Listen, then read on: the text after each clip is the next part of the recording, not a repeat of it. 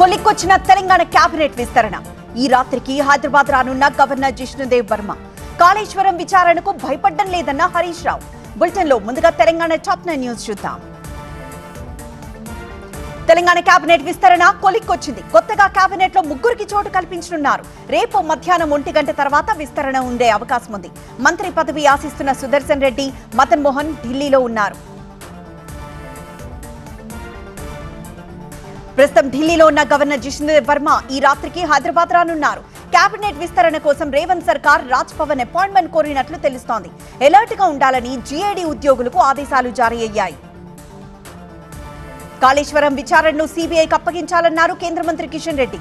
తప్పు చేయలేదు కాబట్టే ఈటెల విచారణకు హాజరయ్యారన్నారు. చిత్తశుద్ధుంటే కేసీఆర్ విచారణకు హాజరు కావాలన్నారు. తుమ్మల నాగేశ్వరరావు ఆల్ పార్టీ మంత్రి అంటూ సెటార్ వేశారు కిషన్ రెడ్డి. ఈటెల రాజేందర్ కు మంత్రి తుమ్మల కౌంటర్ ఇచ్చారు. కాళేశ్వరం కమిషన్ కు ఈటెల అసత్య వాంగ్మూలం ఇచ్చారన్నారు.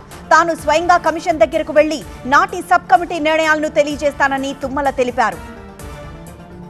కాళేశ్వరం ప్రాజెక్టుపై దుష్ప్రచారం చేస్తున్నారని మండిపడ్డారు మాజీ మంత్రి కేటీఆర్. కాంగ్రెస్, బీజేపీ ఒక్కటై బీఆర్ఎస్ పై నిందలు వేస్తున్నాయని ఆగ్రహం వ్యక్తం చేశారు. మేడిగడ్డ బ్యారేజ్ లో ఒక్క పిల్లర్ కి పగుళ్లొస్తే రాద్ధాంతం చేస్తున్నారన్నారు.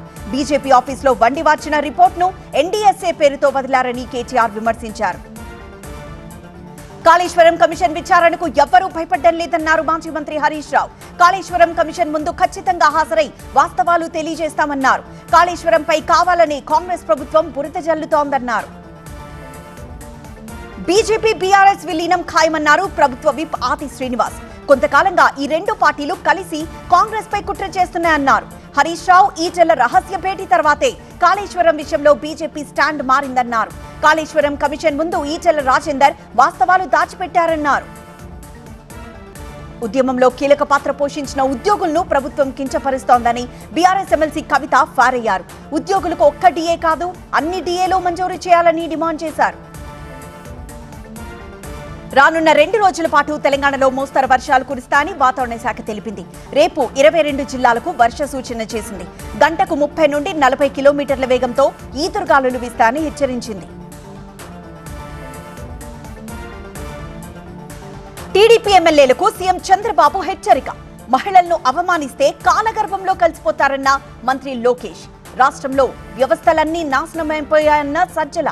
ఏపీ టాప్ 9 న్యూస్ ఇప్పుడు చూద్దాం. వన్ టైం ఎమ్మెల్యేలుగా మిగిలిపోద్దని టీడీపీ ఎమ్మెల్యేలను సీఎం చంద్రబాబు వార్నింగ్ ఇచ్చారు. ఎమ్మెల్యేలు ఏం చేస్తున్నారో తన దగ్గర రిపోర్ట్ ఉందన్నారు. జూలై నాటికి పార్టీలో అన్ని కమిటీలు భర్తీ చేస్తామని ప్రకటించారు. అమరావతి ప్రాంత మహిళలను కించపరిచేలా మాట్లాడిన వీవీఆర్ కృష్ణంరాజుపై ఆగ్రహం వ్యక్తం చేశారు రాజధాని ప్రాంత మహిళలు. ర్యాలీగా వెళ్లి తుళ్లూరు పోలీస్ స్టేషన్లో ఫిర్యాదు చేశారు. వీవీఆర్ కృష్ణంరాజు, కేఎస్ఆర్ పై చర్యలు తీసుకోవాలని ఆ ఫిర్యాదులో పేర్కొన్నారు. మహిళలను అవమానిస్తే కాలగర్భంలో కలిసిపోతారని మంత్రి లోకేష్ హెచ్చరించారు. అమరావతి ముమ్మాటికి దేవతల రాజధాని అన్నారు. రాజధాని మహిళలను జగన్ గ్యాంగ్ కించపరుస్తున్నారని మండిపడ్డారు. మహిళలకు జగన్ వెంటనే క్షమాపణలు చెప్పాలని లోకేష్ డిమాండ్ చేశారు. మాజీ మంత్రి బుగ్గన రాజేంద్రనాథ్ రెడ్డికి మంత్రి బీసీ జనార్దన్ రెడ్డి సవాల్ చేశారు. వైసీపీ చేసిన అప్పులపై లెక్కలు తేల్చేందుకు ఎక్కడికి రమ్మన్నా వస్తామన్నారు. అభివృద్ధి ముసుగులో ప్రజల సొమ్ము దోచుకుని ఫ్యాక్షనిజాన్ని పెంచి పోషించారని మండిపడ్డారు బీసీ జనార్దన్ రెడ్డి. వచ్చే 4 ఏళ్లలో రాష్ట్రంలో సహకార వ్యవస్థను బలోపేతం చేస్తామని రవాణా శాఖ మంత్రి మండిపల్లి రాంప్రసాద్ రెడ్డి అన్నారు. రైతులకు తక్కువ వడ్డీతో రుణాలు ఇచ్చేందుకు ప్రభుత్వం కృషి చేస్తోందని తెలిపారు. ఎన్డీఏ డిఎన్ఏలో ప్రజల మనోభావాలకు అనుగుణంగా పాలించే జీన్స్ ఉన్నాయని ఆరోగ్య శాఖ మంత్రి సత్యకుమార్ అన్నారు. ఏడాది కాలంలో వైద్య ఆరోగ్య శాఖలో అనేక మార్పులు తెచ్చామని తెలిపారు. విజయనగరం జిల్లా గజపతి నగరంలో మంత్రి కొండపల్లి శ్రీనివాస్ పర్యటించారు. వ్యవసాయ మార్కెట్ యార్డ్ ఆవరణలో రైతులకు ఎరువులు, డ్రోన్ పరికరాలు అందజేశారు మంత్రి. ఈ సందర్భంగా రైతుల సమస్యలను అడిగి తెలుసుకున్నారు కొండపల్లి. టీడీపీ, జనసేన పార్టీలు కీలక ప్రకటన విడుదల చేశాయి. ఎవరిని పార్టీలో చేర్చుకోవాలన్నా కేంద్ర కార్యాలయానికి తెలియజేయాలని టీడీపీ ఆదేశించింది. మరోవైపు పార్టీ లైన్ దాటి మాట్లాడొద్దని పార్టీ నేతలకు హెచ్చరించింది జనసేన. ఏపీలో రెడ్ బుక్ పాలన నడుస్తోందని ఆరోపించారు వైసీపీ స్టేట్ కార్పొరేటర్ సజ్జల రామకృష్ణారెడ్డి. రాష్ట్రంలో వ్యవస్థలన్నీ నాశనమయ్యాయన్నారు. ప్రశ్నించే గొంతులను తొక్కేస్తున్నారని, పోలీసులే ఆర్గనైజ్డ్ క్రైమ్ చేస్తున్నారని విమర్శించారు. శ్రీకాకుళంలో నంబాల సంతాప సభ, నల్లవర్లి పొగాకు కొనుగోలుకు కొత్త కేంద్రం. రేపు నల్గొండ జిల్లాకు కేటీఆర్. టాప్ 9 పల్లె వార్తలు ఇప్పుడు చూద్దాం. ఛత్తీస్గఢ్ ఎన్కౌంటర్లో చనిపోయిన మావోయిస్టు నేత నంబాల కేశవరావు సంతాప సభ శ్రీకాకుళంలో జరిగింది. సంస్మరణ కార్యక్రమం నిర్వహించకుండా చంద్రబాబు సర్కార్ 18 రోజులు ఆపిందని ఈ సదస్సులో పాల్గొన్న వక్తలు అన్నారు. నల్లబర్లి పొగాకు కొనుగోలు చేసేందుకు మార్క్ఫెడ్ ఆధ్వర్యంలో బాపట్ల జిల్లా పర్చూరు వ్యవసాయ కమిటీ మార్కెట్ యార్డ్లో కొనుగోలు కేంద్రం ప్రారంభమైంది. వ్యవసాయ శాఖ దగ్గర పేర్లు నమోదు చేసుకున్న రైతులకు నుంచి ఈ పొగాకు కొనుగోలు చేయనున్నారు. నంద్యాల జిల్లా మహానంది పుణ్యక్షేత్రంలో యోగాంధ్ర కార్యక్రమం నిర్వహించారు. జిల్లా కలెక్టర్ ఆధ్వర్యంలో జరిగిన ఈ కార్యక్రమంలో వివిధ శాఖల అధికారులు, యోగా సభ్యులు, విద్యార్థులు పాల్గొన్నారు. సంగారెడ్డి జిల్లా సదాశివపేటలో ఈదురుగాలులు వర్షం బీభత్సం సృష్టించాయి. అయ్యప్ప ఆలయం దగ్గర పెద్ద చెట్టు కూలి ఆర్టీసీ బస్సుపై పడింది. అక్కడ 33 kV విద్యుత్ లైన్లు ఉండడంతో ప్రమాదం తప్పింది. ఖమ్మం జిల్లా నేలకొండపల్లి మండలం రామచంద్రాపురంలో వివిధ రంగాల్లో పనిచేసి రిటైర్ అయిన వారిని గ్రామస్తులు సన్మానించారు. ఈ కార్యక్రమానికి ఖమ్మం పోలీస్ కమిషనర్ సునీల్ దత్ హాజరయ్యారు. నిర్మల్ జిల్లాలో శిథిలావస్థలో ఉన్న ప్రభుత్వ పాఠశాల భవనాల కూల్చివేతలు ప్రారంభమయ్యాయి. అంతర్ని గ్రామంలో 2 విద్యార్థులు గాయపడడంతో హడావుడిగా కూల్చివేతలు చేపట్టారు. నల్గొండ మాజీ ఎమ్మెల్యే కంచర్ల భూపాల్ రెడ్డి స్వగ్రామం చిట్యాల మండలంలోని ఉరుమట్లకు రేపు కేటీఆర్ రానున్నారు. గ్రామంలోని ప్రాచీన ఆలయాన్ని పునర్నిర్మించి 11 ఏళ్లు పూర్తయిన సందర్భంగా మహాకుంభాభిషేకం నిర్వహిస్తున్నారు. ఆ వేడుకకు కేటీఆర్ వస్తున్నారని భూపాల్ రెడ్డి తెలిపారు. పుట్టపర్తిలో 2వ రోజు జాతీయ మహిళా సదస్సుకు మహిళలు పెద్ద సంఖ్యలో హాజరయ్యారు. దేశంలోని అన్ని రాష్ట్రాలు సహా 17 దేశాలకు చెందిన 4000 మంది ఈ సమావేశంలో పాల్గొన్నారు. మాజీ మంత్రి కేఈ ప్రభాకర్ తిరుమలలో శ్రీనివాసుని దర్శించుకున్నారు. ప్రముఖ యాంకర్ సుమ, ఆమె భర్త రాజీవ్ కనకాల కూడా స్వామివారి దర్శనం చేసుకున్నారు. స్వామివారి దర్శనం అంటే ఆనందమని సుమ అన్నారు. ముందస్తు వాతావరణ హెచ్చరికల వ్యవస్థ బలోపేతం కావాలన్న ప్రధాని. నక్సల్ ఆపరేషన్లో పాల్గొన్న వారికి అమిత్ షా అభినందనలు. బీహార్లోనూ మ్యాచ్ ఫిక్సింగ్ జరుగుతోందన్న రాహుల్. నేషనల్ టాప్ 9 న్యూస్ ఇప్పుడు చూద్దాం. వాతావరణ మార్పులు, ప్రకృతి విపత్తుల కారణంగా తీర ప్రాంతాలు, ద్వీపాలకు పెనుముప్పు ఏర్పడుతోందని ప్రధాని మోదీ ఆందోళన వ్యక్తం చేశారు.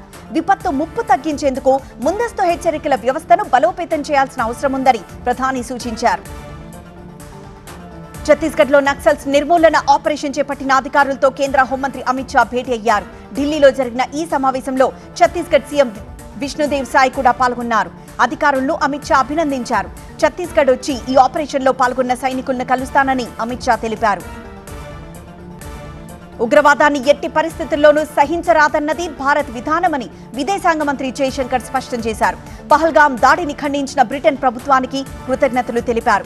భారత్ వచ్చిన యూకే విదేశాంగ మంత్రి డేవిడ్ ల్యామీతో జయశంకర్ సమావేశమయ్యారు. గతేడాది జరిగిన మహారాష్ట్ర అసెంబ్లీ ఎన్నికలు ప్రజాస్వామ్య రిగ్గింగ్, మ్యాచ్ ఫిక్సింగ్ కు ఒక బ్లూ ప్రింట్ అని రాహుల్ గాంధీ ఆరోపించారు. బీహార్ అసెంబ్లీ ఎన్నికల్లోనూ అవి పునరావృతం కావచ్చని ఆందోళన వ్యక్తం చేశారు. ప్రజాస్వామ్య వ్యవస్థల పరిరక్షణ కోసం పారదర్శకతను ప్రజలు డిమాండ్ చేయాలని పిలుపునిచ్చారు. తప్పుడు ప్రచారాలు చేయడంలో రాహుల్ రాసిన ఆర్టికల్ ఒక బ్లూ ప్రింట్ అని బీజేపీ అధ్యక్షుడు నడ్డా ఆరోపించారు. వరుస ఓటములతో ఏర్పడుతున్న బాధ, నిరాశకు అది నిదర్శనమన్నారు. మహారాష్ట్ర విషయంలో రాహుల్ చెప్పినవన్నీ అబద్దాలని నడ్డా అన్నారు. రాహుల్ గాంధీ మ్యాచ్ ఫిక్సింగ్ వ్యాఖ్యలను ఎన్నికల సంఘం తీవ్రంగా తప్పుపట్టింది. ఆ ఆరోపణలు నిరాధారమని స్పష్టం చేసింది. చట్టాలను అవమానించేలా రాహుల్ వ్యాఖ్యలున్నాయని అభ్యంతరం తెలిపింది.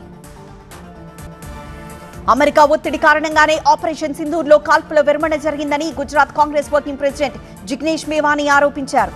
కాల్పులకు పాల్పడిన ఉగ్రవాదులను ఇప్పటివరకు ఎందుకు పట్టుకోలేదని ప్రశ్నించారు. ఇంటింటికి సింధూరం పంచడం కాదు, ఆగస్టు 15 లోపు ఆ 4 ఉగ్రవాదులను పట్టుకోవాలని ప్రధానికి సవాల్ విసిరారు. ఠాక్రే సోదరుల మధ్య సయోధ్య దాదాపు కుదిరినట్లే కనిపిస్తోంది. ముంబైలో అనేక ప్రాంతాల్లో ఉద్ధవ్, రాజ్తో కూడిన పోస్టర్లు వెలిశాయి. 8 కోట్ల మంది మరాఠీ ప్రజలు ఇద్దరి ఐక్యతను కోరుకుంటున్నారని ఆ పోస్టర్లలో రాశారు. బ్రిక్స్ పార్లమెంటరీ సదస్సుకు భారత్ ఆతిథ్యం. కాట్రా, శ్రీనగర్ వందే భారత్ లో ప్రయాణికుల సందడి. శబరిమలలో ఎయిర్పోర్ట్ సర్వే పనులకు శ్రీకారం. మెట్రో టాప్ 9 న్యూస్ చూద్దాం. ప్రధాని మోదీ నిన్న కశ్మీర్లో ప్రారంభించిన వందే భారత్ సర్వీసులు ప్రయాణికులకు అందుబాటులోకి వచ్చాయి. శ్రీనగర్, కాట్రా నుంచి చాలా మంది ప్రయాణికులు ఈ రైల్లో ప్రయాణించారు. కశ్మీర్లో ఇప్పుడు ఎటువంటి భయం లేదని, అందరూ ఈ భూతల స్వర్గాన్ని సందర్శించాలని ప్రయాణికులు కోరారు. ఉత్తరాఖండ్ కేదార్నాథ్లో త్రుటిలో ఘోర హెలికాప్టర్ ప్రమాదం తప్పింది. సాంకేతిక లోపంతో హెలికాప్టర్ హైవేపై ఎమర్జెన్సీ ల్యాండింగ్ అయింది. ఈ ఘటనలో హైవేపై ఆగి ఉన్న కారు ధ్వంసమైంది. చార్ధామ్ యాత్ర ప్రారంభమైనప్పటి నుంచి ఇది 4వ హెలికాప్టర్ ప్రమాద ఘటన. వచ్చే నెల అమర్నాథ్ యాత్ర ప్రారంభం కానుండటంతో శ్రీనగర్లో లెఫ్టినెంట్ గవర్నర్ మనోజ్ సిన్హా అధ్యక్షతన అమర్నాథ్ దేవస్థాన బోర్డు సమావేశం జరిగింది. జూలై 3న ప్రారంభమయ్యే అమర్నాథ్ యాత్ర ఆగస్టు 9 వరకు కొనసాగనుంది.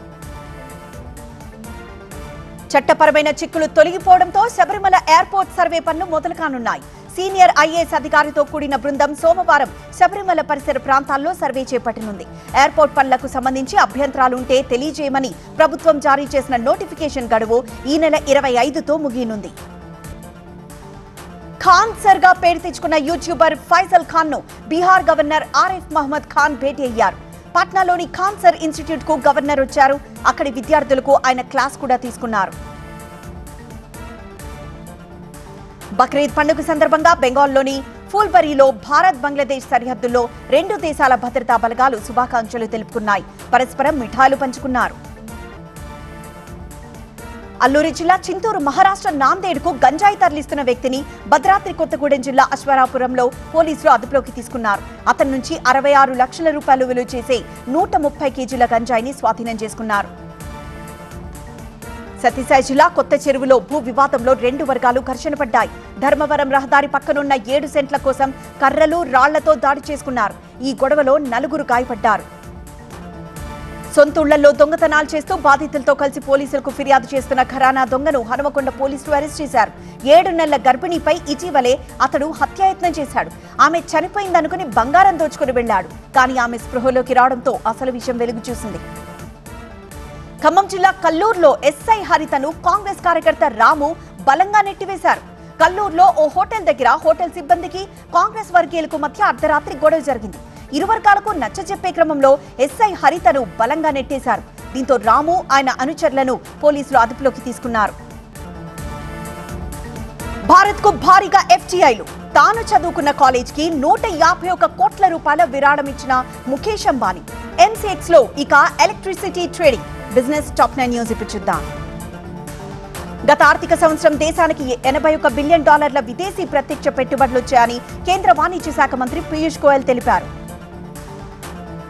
తాను చదువుకున్న ముంబైలోని ఇన్స్టిట్యూట్ ఆఫ్ కెమికల్ టెక్నాలజీకి రిలయన్స్ ఇండస్ట్రీస్ అధినేత ముఖేష్ అంబానీ 151 కోట్ల రూపాయల బేషరతు గ్రాంట్ ప్రకటించారు. ఎలక్ట్రిసిటీ డెరివేటివ్స్ ప్రారంభించేందుకు మల్టీ కమోడిటీ ఎక్స్చేంజ్ ఎంసీఎక్స్ కు సెబీ అనుమతి లభించింది. దక్షిణ భారతదేశంలో ప్రముఖ ఆభరణాల విక్రయ సంస్థ లలిత జ్యువెలర్స్ కు పబ్లిక్ ఇష్యూకి రాబోతోంది. 12,000 కోట్ల రూపాయలు సమీకరించే సన్నాహకాల్లో ఉన్న ఈ సంస్థ సెబీకి సంబంధిత పత్రాలు సమర్పించింది. ఎలాన్ మస్క్ కు చెందిన టెస్లాలో మనిషి రూపంలోని రోబో తయారీ విభాగం అధిపతి మిలన్ కోబెకి రాజీనామా చేశారు. 9 ఏళ్లుగా ఆయన ఈ బాధ్యతల్లో ఉన్నారు. తెలుగు రాష్ట్రాలు, దేశ విదేశీ విశేషాల న్యూస్ జంక్షన్ టాప్ 9 న్యూస్ ఇప్పుడు చూద్దాం. హైదరాబాద్ నాంపల్లి ఎగ్జిబిషన్ లో చేప ప్రసాదం పంపిణీకి అన్ని ఏర్పాట్లు చేశారు. రేపు ఉదయం 9 గంటలకు మొదటి చేప ప్రసాదం అందజేయనున్నారు. రక్షణ శాఖ సహాయ మంత్రి సంజయ్ సేత్ దంపతులు శ్రీశైలం ఆలయానికి వచ్చారు. స్వామివారికి రుద్రాభిషేకం, అమ్మవారికి కుంకుమార్చన నిర్వహించారు.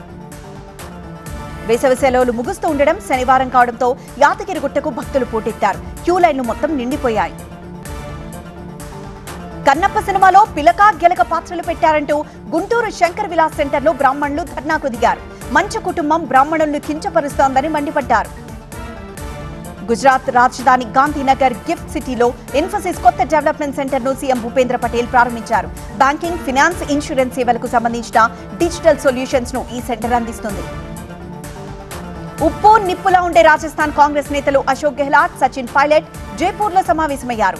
జూన్ 11న జరిగే తన తండ్రి 25వ వర్ధంతికి రావాలని గెహ్లాట్ ను పైలట్ ఆహ్వానించారు.